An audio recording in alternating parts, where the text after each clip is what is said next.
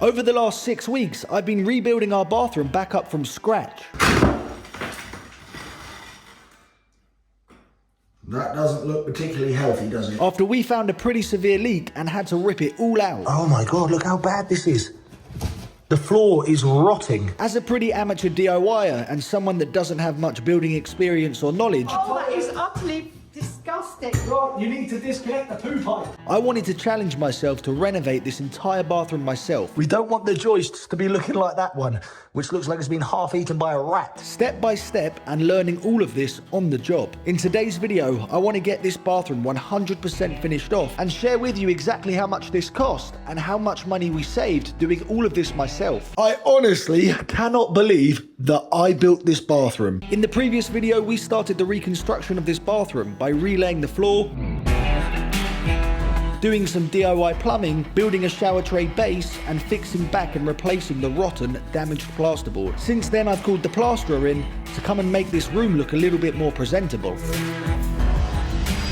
So today's job is to actually waterproof this entire area, try and get the shower tray stuck down, and actually start to make this feel like a finished bathroom. So when I say get all of this sorted, what exactly does that mean? Well, I'm going to be tanking the back shower area. Tanking basically means waterproofing the area so that I protect the plasterboard, so that I protect the ply base. And I'm going to show you exactly how I'm going to do that with a few different products and materials that I've gone and bought over the last couple of days. So tanking this shower area is an absolutely crucial part of this bathroom renovation.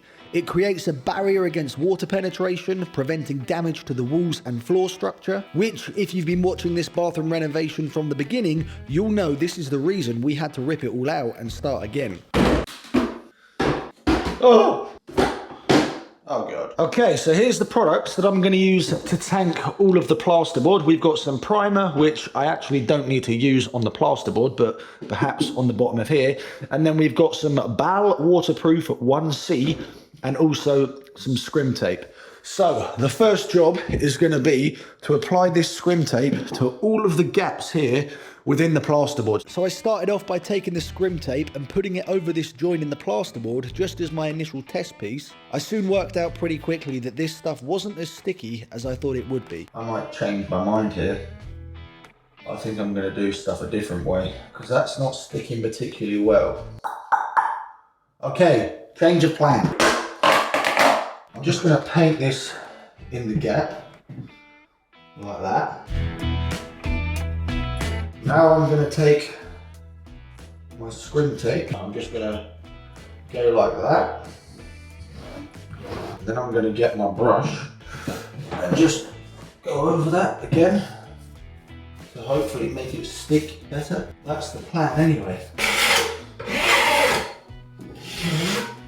Okay, well that's the first bit of waterproofing done on the gap.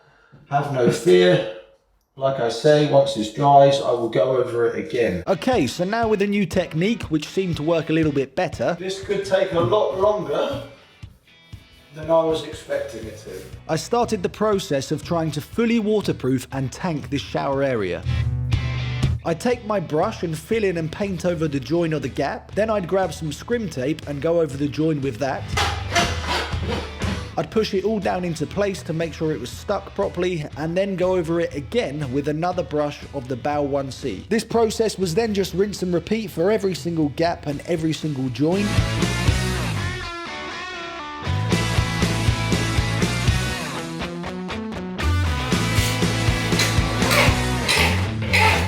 Not only did the joins need to be covered in this stuff, but so did absolutely everything in the shower room. I'm not going to explain any more of what I'm doing, I'll just let you watch because this was a long process, but I needed to make sure that it was done right.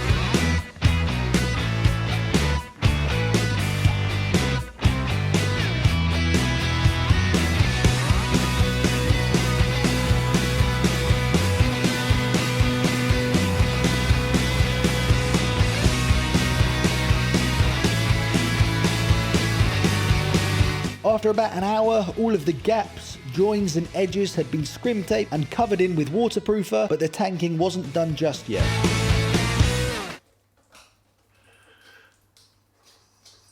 Next, I needed to go over the entire surface area of this shower room, so I grabbed myself a wide roller and just started rolling it all on. I also wanted to fill any tiny little gaps, probably just because of my OCD, but I also thought it would make it look a lot better.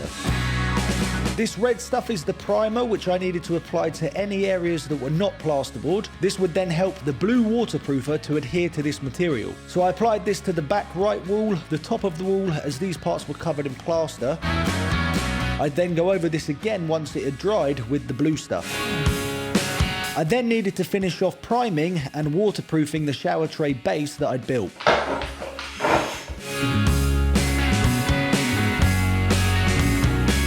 The final step to tanking the entire bathroom was to apply some PVA-like substance to the chipboard flooring that I'd previously laid, as this was going to help prevent moisture from penetrating the floor.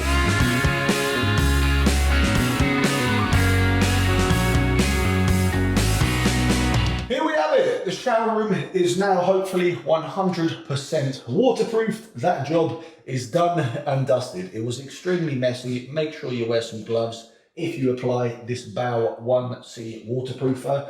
But hopefully now the entire area is completely tanked. It's going to add a nice bit of protection to the plasterboard, to the ply base as well. In the inside edge here, I actually added some silicone, which you didn't see. And then on top of that, I've added the Bow waterproofer. So currently we've got 2 layers of protection in the actual crease and the gap where the ply meets the plasterboard. And then when I come to actually install the tray, I'll also add another piece of protection plus some sealant. So in total, the shower tray should have 4 methods of protecting and stopping any leaks. The next job is to add some flooring so that I can tile on top of it. So this is a product called Durabase C1 Matty, something along those lines. It's kind of a plasticky, hard texture. And then I've got some rapid tile adhesive, a bucket and a trowel. So I need to mix this up in there with some water, trowel it all on,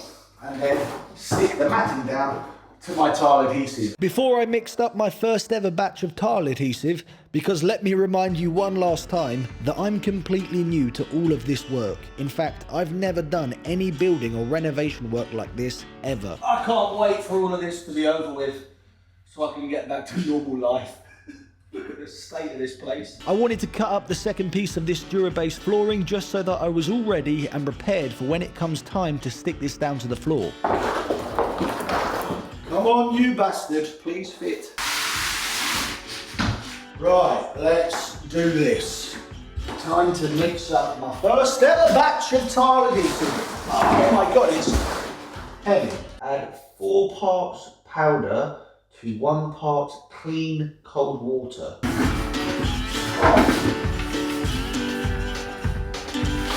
Oh,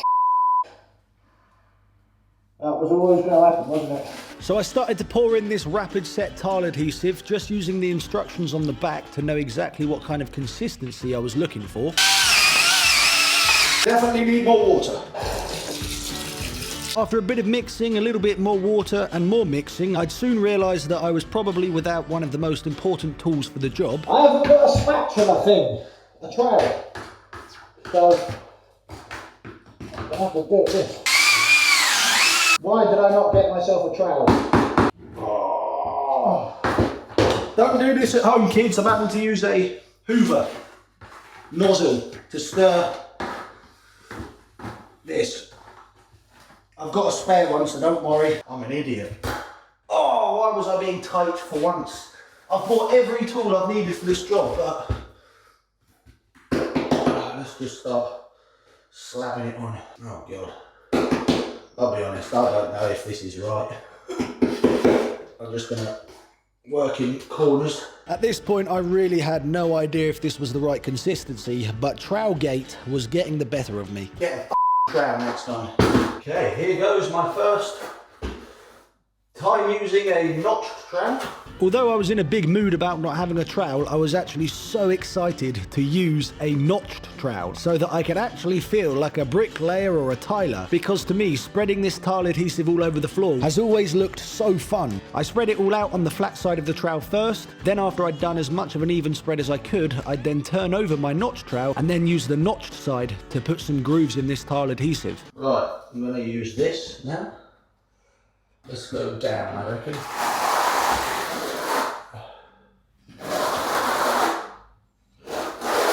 Again, I don't really know what I'm doing. I just watched a bunch of YouTube videos to kind of understand the process of how to do this. Okay, let's check if that's level. Oh, not bad. Hell, that's bang on the money, that. Bloody Nora, that's good. Oh, it's all on my level now. God, bang on the money, son. Bang on the money. Love it. I'd love to get your thoughts, tips and advice on how best to do this job in the future. So if you've got any experience of doing work like this, then please make sure to whack it down in the comments so that I can learn for next time. I can't believe what I'm about to say. Evie is going to kill me. This is brand new, but it's the only thing I can think to use. Now I can actually get in there properly. Now I had an actual cooking spatula, it made things a lot easier to get all of the adhesive out of the bucket. So I continued on spreading it all over the floor, then again turning the trowel over and putting some notches in it. I was pretty conscious that this tile adhesive had a 60-minute dry time, so that added a fair bit of pressure and panic to me. The next thing to go on was to lay down this Durabase C1 matting. Here we have it. The floor is down and done and dusted. It's not the neatest job in the world. We've got bits of adhesive popping out here. It's still drying a little bit.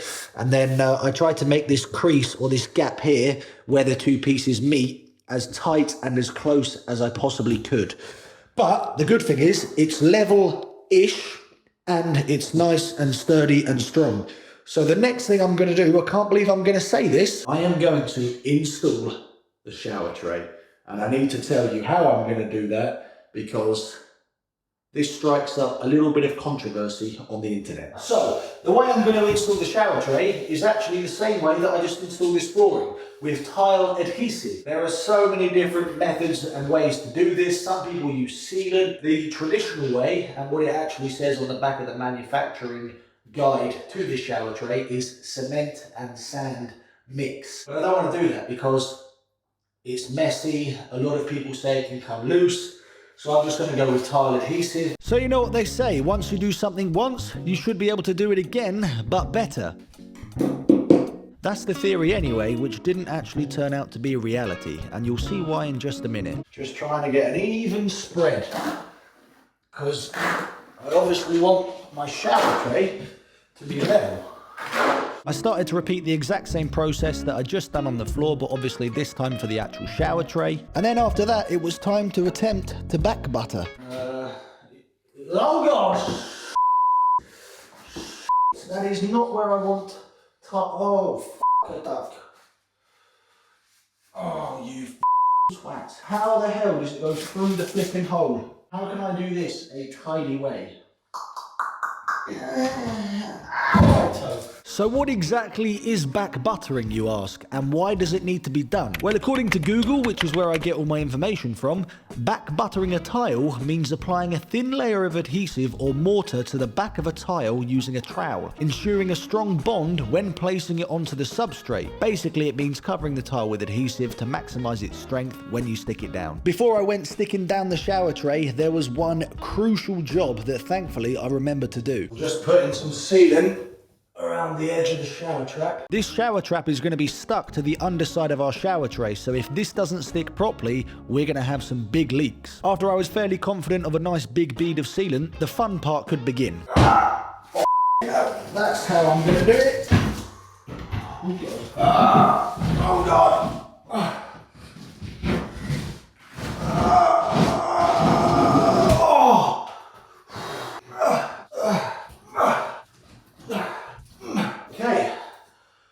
That's actually it, you know. So I gave everything a good push down just to make sure it was as flat and stuck to the adhesive as I possibly could. Made sure that everything was nice and level, and then here was the big mistake that I knew I'd made. Oh, I forgot to put air gaps. I forgot to notch trowel lines. Oh, bollocks. Does that need to be done? So some of you might be asking, why is this such a big deal? And here's what I've learned recently. A notch trowel is designed to create ridges in the tile adhesive so that the material you're sticking down to pushes out the air underneath. This creates a nice strong bond between your two materials. And because I'd forgotten to notch the adhesive, I was panicking whether this would stick down together properly and whether it would be strong enough or not. I did try and pull the tray back up, but once it was down, there was absolutely no way of getting it back out again. With my fingers, toes and bollocks crossed that this was all actually going to be stuck down okay, I just had to continue on. So I started to finish off fixing the shower trap, first by adding some silicone to this top piece of metal. Then I just had to put these 3 fixing screws in to screw this all down nice and tight and to make sure that all of the sealant was oozing out. Because again, if this is not watertight, we are going to have leaks in the future.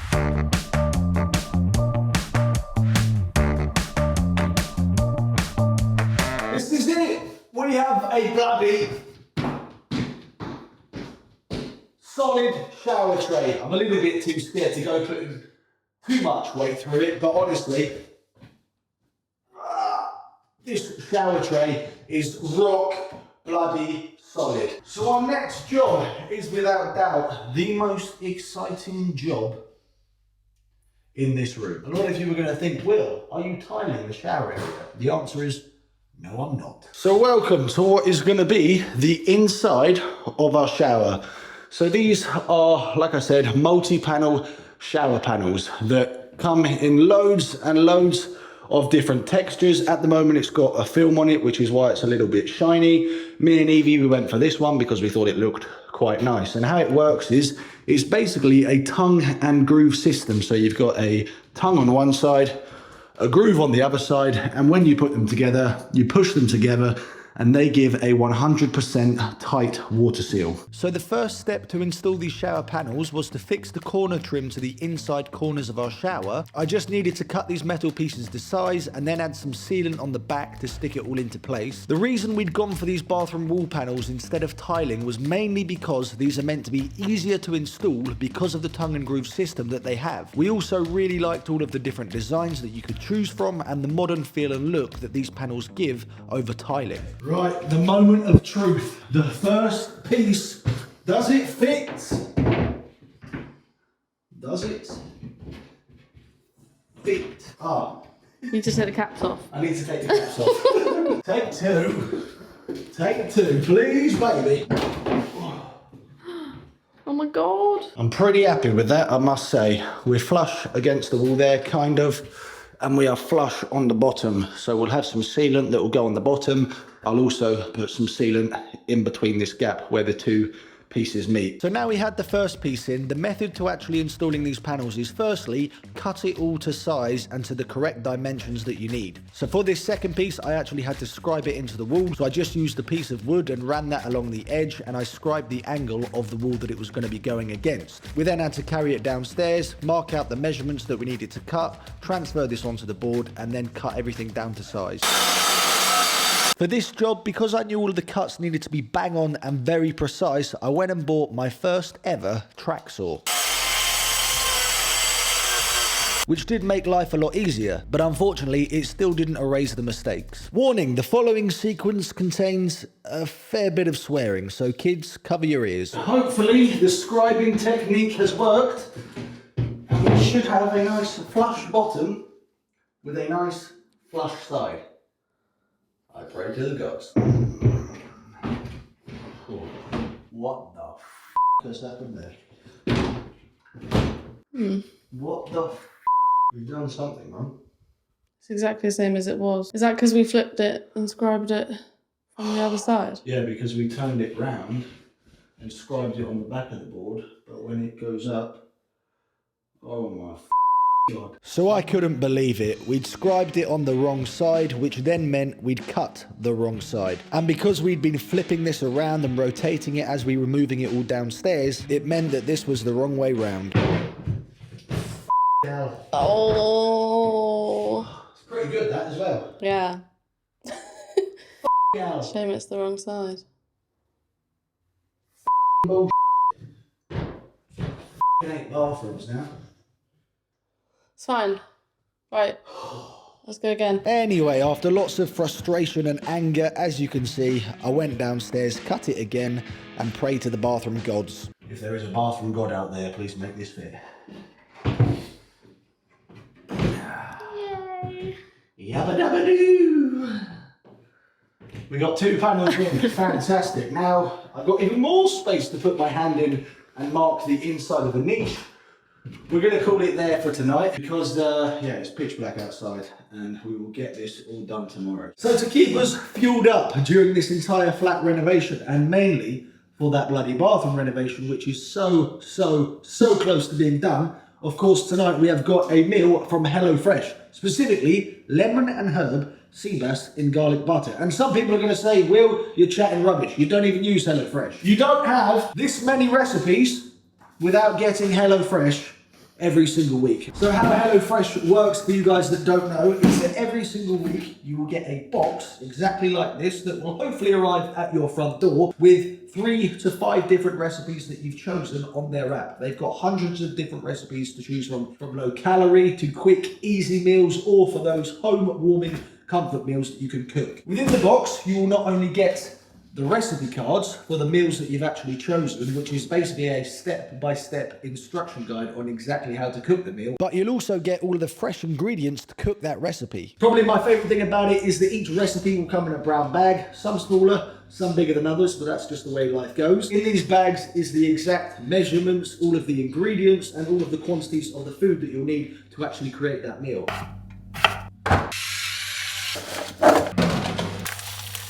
Here we go, lemon and herb sea bass in garlic butter. How well do you think, I say we, but really I mean Evie, has done? Oh my god! If you guys would like to check out HelloFresh for yourself, where you can get 50% off your first box and 25% off the next 2 months, plus, the best thing about it, bear with me, free desserts for life! What an absolute deal that is. Then you can head down to the link in the top of this video's description. And if you use the discount code HelloWill50, then you can get that discount. And it's not only available to new customers, but also customers that have cancelled within the last 12 months. So we're going to tuck into this, get nice and fueled up, ready for another day tomorrow on the bathroom. So the next day we came back with a fresh mind and with the motivation just to plow on and get this finished. The first step was to cut out the niche. I had to use various different tools to get this cut out. There was a lot of walking up and down the stairs with these panels, which was absolutely exhausting. After a fair bit of cutting, a lot of measuring, we managed to get the second piece in. And then straight after that, we got the next piece in, and you can really now start to see exactly how this is all going to look together. Now we dry fitted everything to make sure it all fit okay, it was time to start sticking this all in permanently. To do this, we bought some very strong adhesive which came with these panels. We splodged it all over the back of the boards and then just had to push it all into place as firm and as hard as possible, making sure that all areas were stuck down. Push then, push it in. This process was then just rinse and repeat until we had all of the boards firmly in place.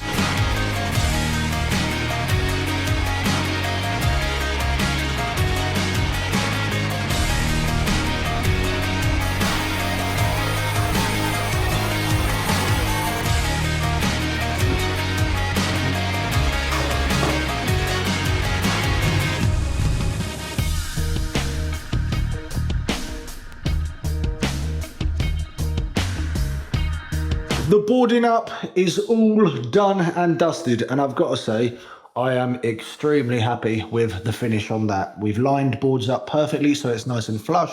We'll have a bit of an end cap that will go on this, likewise on the end piece here, and now all we've got to do, he says, is sealant around all of the edges and then also seal the gaps up where the panels meet, and then we'll probably save this for tomorrow, and then I can actually attach the shower mechanism onto the board. To finish off the panels, I just put some sealant over any gaps or joins to make sure everything was 100% watertight. Next, I could get back to my favourite part, which was some more DIY plumbing. So I had to start connecting up the water pipes to the actual shower valves. Again, I've never done this before, but I'd watched a couple of YouTube videos which had taught me exactly how to do it. Some of you are now going to be very happy to see that I'm actually using, hopefully this time, the correct set of pliers for the job. After giving everything a good tighten, because if anything was loose, then again we would have leaks in the future, I filled these holes where the pipes were coming out with as much sealant as I possibly could to make sure that everything was nice and watertight. After that, these kind of black covers needed to go over the pipes, and they just screwed on nice and tight. And then it was the super exciting time to start connecting the actual shower valve. I made sure to give everything a good tighten up, and I tried to use this tea towel to help just so I didn't scratch the black paint. After that, I started to work out how I could fit the shower head and the bracket to the wall. This all needed to be fixed and screwed in the center, otherwise it wasn't going to look very good, so a couple of simple measurements later, I drilled a hole and screwed in this fixing plate to the wall. Then after that, it was just a matter of connecting everything up together. If you've made it this far into the video, then please make sure to leave a like and subscribe if you want to see more DIY renovations. Oh my God. We've got a shower. There was a couple more things to connect up together, and then it was time to test it all. This is the moment of truth. I've got my stepdad downstairs. He's going to turn the water back on, and I'm going to check for leaks. I am absolutely pooing my pants right now because everything's going through my mind. Have I put enough sealant in? Have I tightened something up tight enough? Yeah, I'm just thinking, oh God, there's going to be a leak somewhere. I don't know why, I'm just thinking the worst. So like I said, I had my stepdad down in the basement who was going to be turning the water on and off as and when I was going to be testing to make sure that everything was working the way it should be. Okay, right. Turn it on.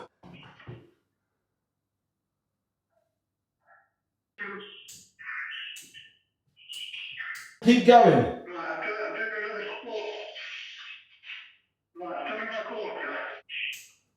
Oh, yeah, we've got water in the system, okay. Oh, shit. Okay, I've got a leak coming down. Oh, you've got a little leak, have you? yeah, but it's coming from the joint in the shower. Now I'm going to have to dismantle stuff, which isn't a problem. I did think that this may happen. So as expected, I did have a bit of a leak coming from the top left of the shower where these two pipes connected together. I gave everything a good tighten up and we retested the system, but then I realized we now had a leak coming from the big shower head on top. After a bit of investigating, I'd realized that there was one washer missing, which was sat in the empty box. So all I had to do was put this washer and connect this shower head back up, and thankfully after that we had no more leaks. Whilst my stepdad was still here, I wanted to make the most of having an extra pair of hands, so he cracked on and started installing the shower glass. This had to be fixed in on the left hand side and also with another bracket on top that then gets screwed into the back wall. After a good hour or so of fixing this all into place, we now had a 90% finished shower.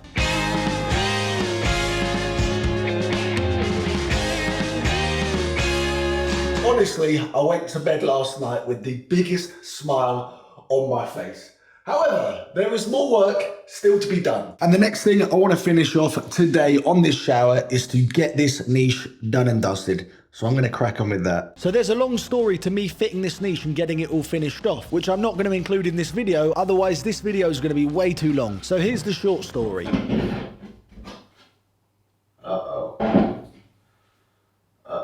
The piece of wood that I'd cut for the back of the niche wasn't going to fit through the gap to get it into place.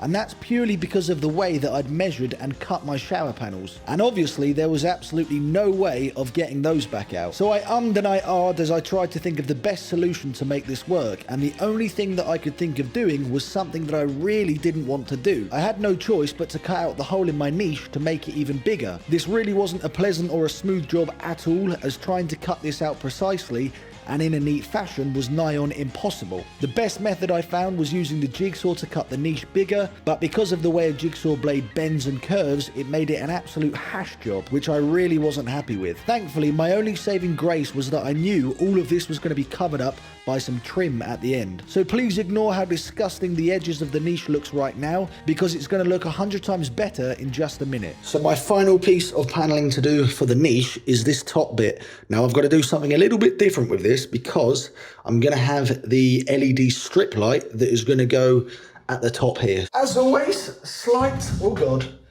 change of plan. I have got this piece of offcut here, and it is exactly the right length and width that I need. And if you can see on it here, it's actually already got the existing tongue groove that comes with the board. And all I was going to do was cut a piece exactly like this, minus the tongue, and actually cut my own kind of groove where I could then fit in this LED strip to my cut. However, I think the bathroom gods are with me because I might as well just use this. I've already got a groove cut out for it, basically bang on where I need it to be. So I can put that piece up there. I can then put my LED strip, which is going to look recessed, into the niche. And then that's it, job done. I haven't got to try and cut my own groove with the track saw because it's already here for me and it fits perfectly. This is going to work a treat. So I started off by soldering the LED strip light to the wires that I'd previously run for this exact purpose. Then I had to drill a hole through my top piece of wood because I needed to poke the LED wire through this. And then once that was through, it was as simple as making sure that everything was nice and level and square, gluing the top panel to the top of the niche, and then just sticking the LED strip all in place. And then I started to add a bunch of sealant around all of the edges and around the LED strip to make sure that everything was watertight.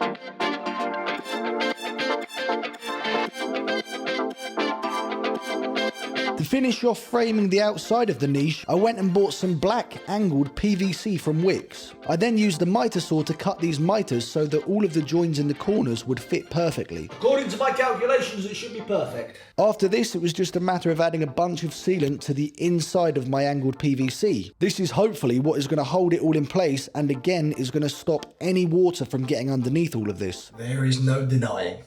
I think this might be the best thing I've ever built. In fact, not just this entire shower room. I'm in love. It looks that good that I forgot to even capture any B-roll footage of the niche. So you'll have to wait until the end of the video to see exactly how it all turned out together. The next job to get on with, which I'm going to speed through, is me and Evie added a mist coat of paint to our freshly plastered walls. And one of the last and final big jobs to be done on this bathroom was for me to learn to tile. So before we actually start tiling,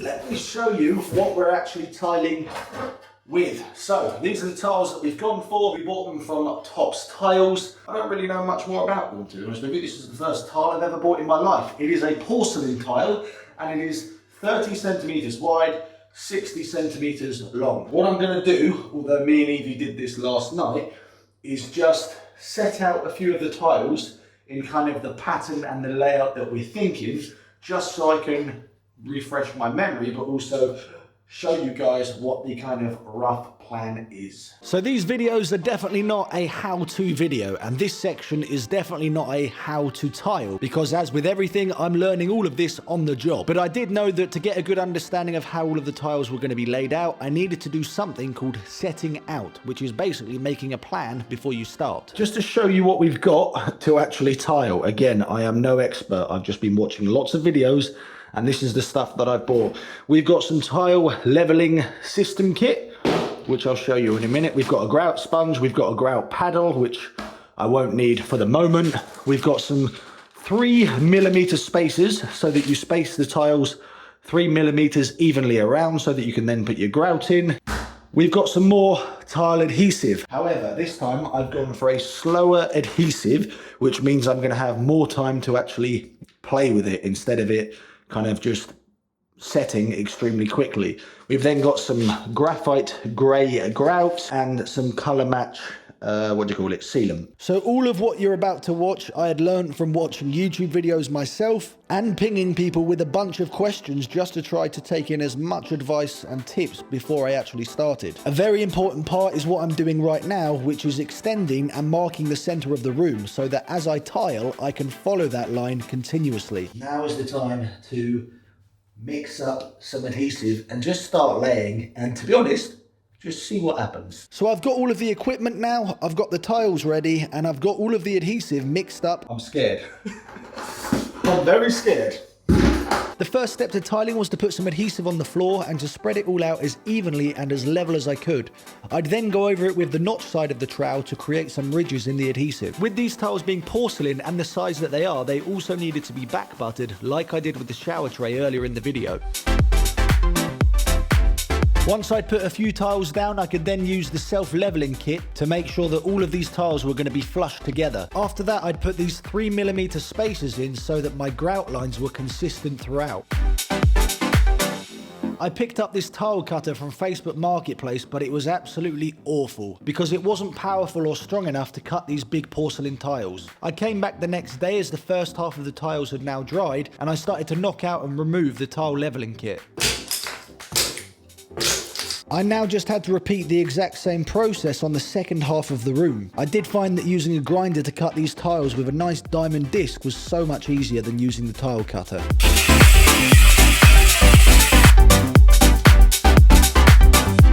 After giving everything a nice clean with a wet sponge, these tiles were looking absolutely beautiful.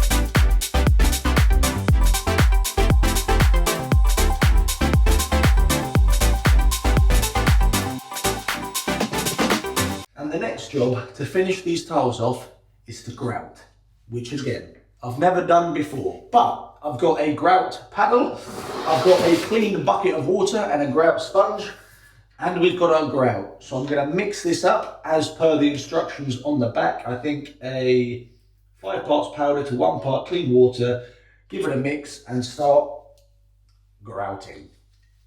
Ooh, I'm excited. Grouting for me was probably one of my favourite jobs of this entire bathroom renovation, probably for a few reasons. One, it was almost the finishing point to completely finishing off this bathroom, but also it's extremely satisfying filling in all of these gaps and cleaning the tiles.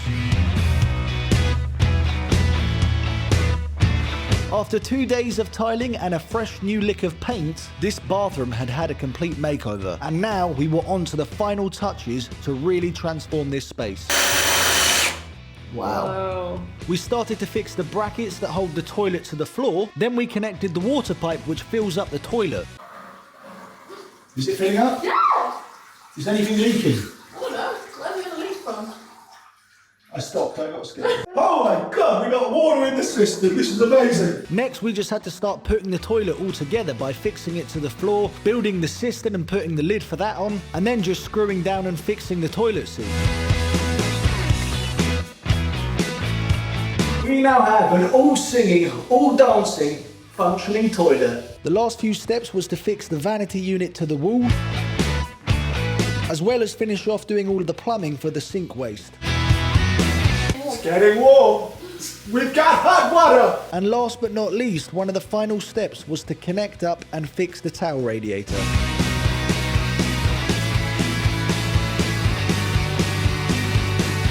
And after 6 weeks from our original bathroom looking like this, finding the leak and ripping out and rebuilding this entire space, Our bathroom now looks like this.